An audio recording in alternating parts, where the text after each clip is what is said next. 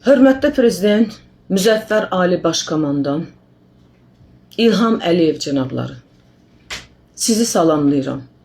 Sizə olan sevgimi, ehtiramımı bildirirəm. Sizə böyük ümidlə müraciət edirəm. Sizin ədalətinizə, mərhəmətinizə güvənirəm. Hörmətli Prezident, 7 ay bundan öncə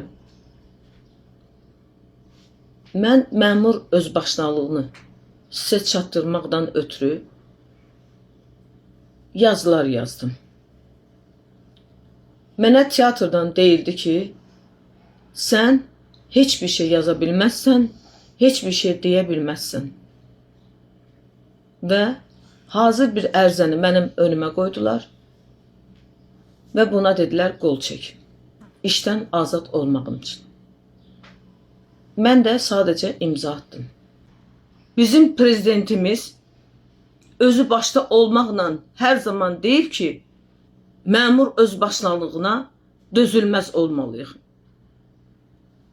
Hörmətli prezidentim, 7 aydır ki, döymədiyim qapı yoxdur.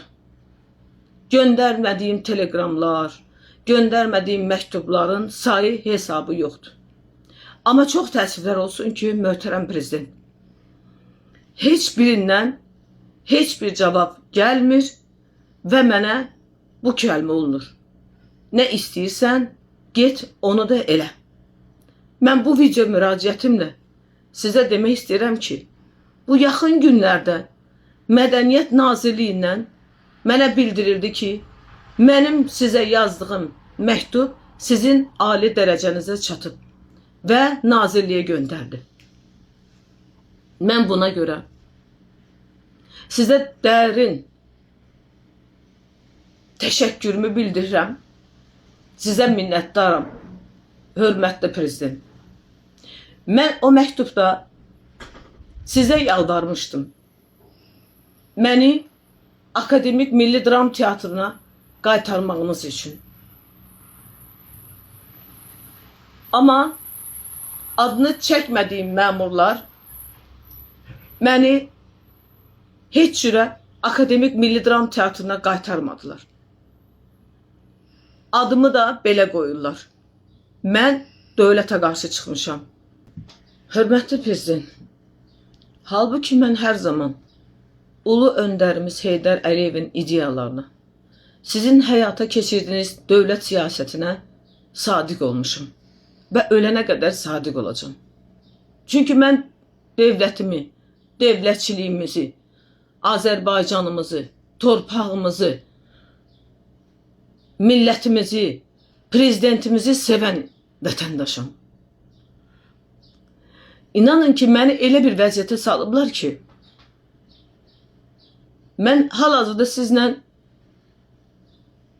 video müraciət edirəm. Amma o qədər həyəcanlıyam ki, sözümü ardı-ardıya gətirə bilmirəm. Mən sizə yalvarmaqdan heç vaxt utanmamışam və utanmaram. Mən yenidən sizə yalvarıram. Məni Akademik Milli Dram Teatrına geri qaytarın. Mən məmurların adını artıq çəkmək istəmirəm. Möhtərəm prezident. Mənim sizdən başqa, göydə Allah, sizdən başqa heç kimim yoxdur. Bir daha sizdən xahiş edirəm. Sizə yalvarıram. Məni doğma teatrıma qaytarın. İndi isə 92 yaşlı, birinci qrup əlil olan Lal Kar anamın sizdən xahişi olacaq. Və mən onu sizə tərcümə edəcəm.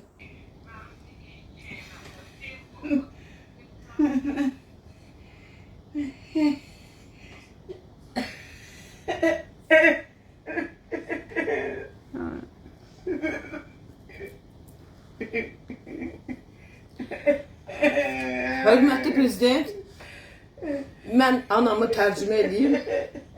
Anam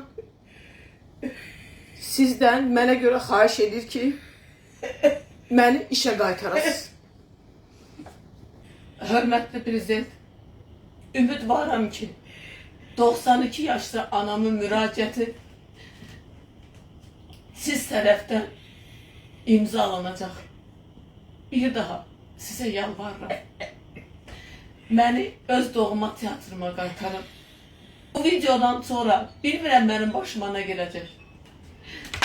Mənim ailəmin təhlükəsizliyi sizə əmanət. Cənab prezident,